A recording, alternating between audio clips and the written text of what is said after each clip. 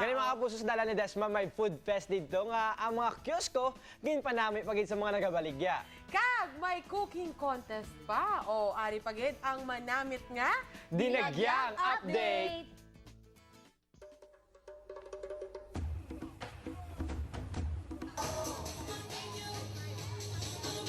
Pagkatapos magdagyang, ano pa bala ang pangitaon mo kundi ang manamit nga pagkaon?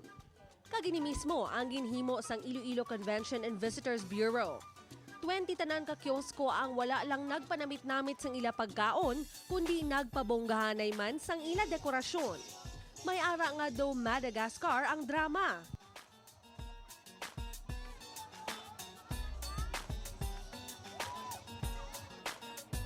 Mala Harry Potter naman ang presentasyon sining kiosko nga black with candles ang gimmick.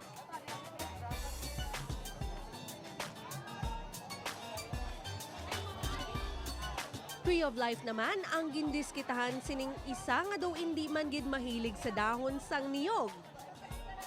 Kag kung kaupod mo si baby o kon si sweetie pie, ining red kiosko ang sigurado nang insuwak gid sa inyo intimate dinagyang experience. Luwas dire, may araman sang culinary showdown kung sa diin gin pasanyog ang mga Ilonggo foods. Nga gindugangan man sang duag sang aton katropa nga si Kate. This is rather old already. We'd like to make it a little bit new by adding these features ang Asian food competition. And nakita naman natin nga when we say professional cooks and culinary expertise, Iloilo will not be far behind. Kilala ang dinagyang bangod sa kasadiyahan nga ginahatag sini.